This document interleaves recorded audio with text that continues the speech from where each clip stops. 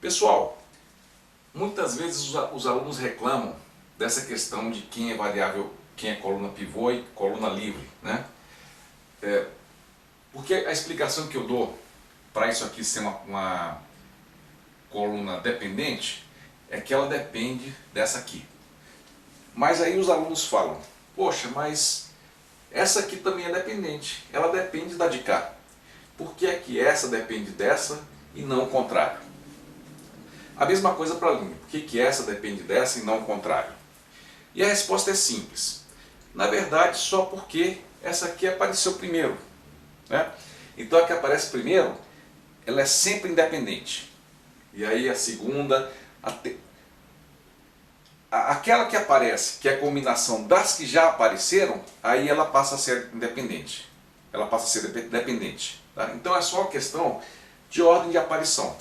Nada além disso. Tá? Então se você tem uma coluna, né, a primeira é sempre independente. A segunda, se ela for dependente da primeira, se ela for um múltiplo da primeira, ela vai ser dependente. Senão ela vai ser independente também. E a terceira, se ela for uma combinação linear delas, vai ser a primeira dependente, se for o caso. Ok, pessoal? Então, é simplesmente uma questão de ordem de aparição. Quem aparece primeiro fica independente. E as que aparecem depois, que dependem das anteriores, são as dependentes. São as variáveis livres. Agora, pessoal, eu queria então, eu cheguei aqui no final, eu queria achar todas as soluções desse sistema. Mas antes eu só queria relembrar, esse sistema é um sistema do tipo AX igual a zero. É uma equação homogênea. O AX é igual ao vetor nulo, né? Então, é uma equação homogênea. Nós vimos que muitas vezes esse sistema tem infinitas soluções. E eu só queria perguntar de novo uma coisa para vocês. Se eu pegar todo esse conjunto de soluções, todo o grupo de vetores que são soluções dessa equação homogênea, vocês se lembram se esse conjunto de soluções é um espaço vetorial ou não? Sim, né, pessoal? Vocês se lembram, né? Qualquer vetor que esteja no conjunto de soluções forma um espaço vetorial. Nós mostramos isso alguns vídeos atrás, e se você não se lembra, volte para ver isso aí. Tá? Então, vamos achar os vetores desse grupo, os vetores de todo esse espaço vetorial das soluções. E para achar o conjunto de todas as soluções, eu vou usar dois procedimentos diferentes. E vamos escolher o segundo daqui a pouco. Mas vamos mostrar como é que é feito isso. Olha só.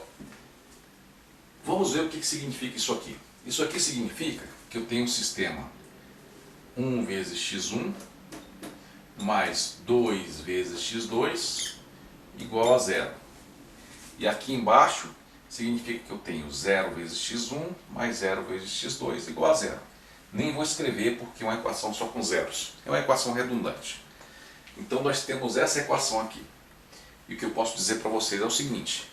Qualquer vetor x1, x2 que satisfizer essa equação é uma solução. E está dentro do espaço nulo.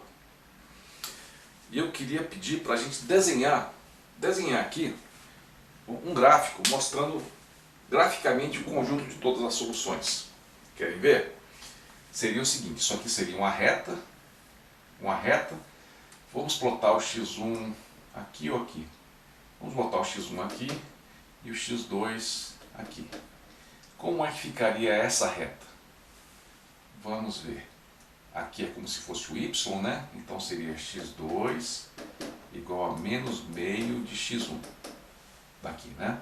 Então seria uma reta passando pela origem com inclinação meio. Tá?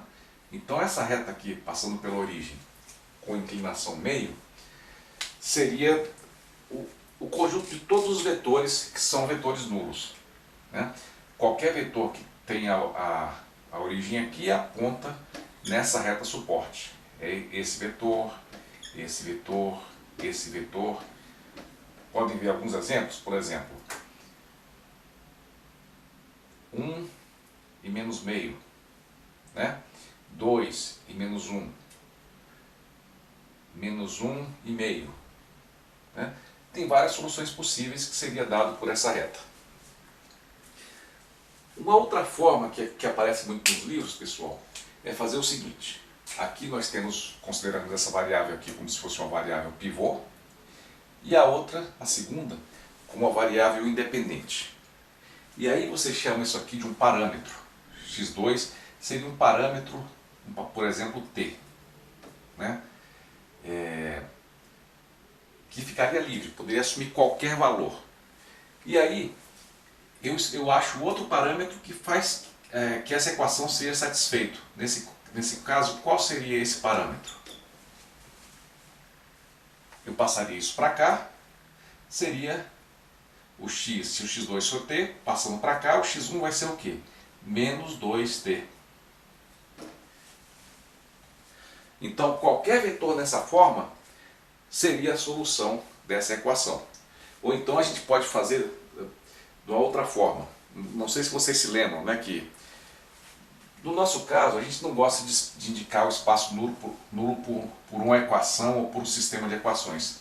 Nós gostamos de indicar por vetores, né? Por exemplo, nós pegamos um vetor aqui no espaço e multiplicamos esse vetor por todas as constantes possíveis, gerando uma reta. É desse jeito que nós temos feito aqui no nosso livro-texto, né? Então isso aqui poderia ser melhor escrito assim: menos 2, 1, vezes uma constante. A gente pode chamar de t. Então, o t vezes esse vetor menos 2, 1, esse menos 2, 1 vai estar onde? Vai estar aqui, menos 2, 1. Vai ser esse vetor aqui. Então, multiplicando ele por uma constante, eu posso ter qualquer vetor nessa reta. Então, essa aqui é uma forma alternativa de indicar o espaço que é indicado nessa equação aqui. Pessoal, então agora há pouco nós vimos uma forma de achar o espaço nulo, né? Todos os vetores do espaço nulo. Agora eu queria ver uma outra forma, que é a forma que o nosso livro-texto adota. E vamos tentar sempre fazer dessa forma aí. Ok? Olha só. Primeiro, vamos tentar ver sempre qual é o tamanho do espaço nulo. Nós vimos que tem infinitos vetores, mas qual é o tamanho? Será que ele é um espaço de uma dimensão, de duas dimensões, né? De dimensão 1, de dimensão 2? Qual será que seria o tamanho desse espaço? Vamos lá então? Primeiro, o espaço nulo é um subespaço de qual espaço? O que vocês acham? É um subespaço de R2. Ele tem duas colunas e, portanto, duas variáveis. Então, as soluções têm duas componentes. Então, o nosso vetor misterioso, né, o nosso grupo de vetores misteriosos, tem uma dimensão só. Um espaço com uma dimensão,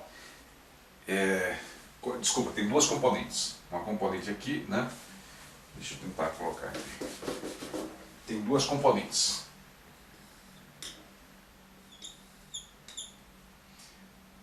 Agora, então temos duas componentes aqui. Agora temos que descobrir quantos vetores base formam o espaço. O espaço é uma linha, é um plano, né? Uma linha pela origem, é um plano pela origem, é um espaço de 3 dimensões pela origem. O que é esse vetor?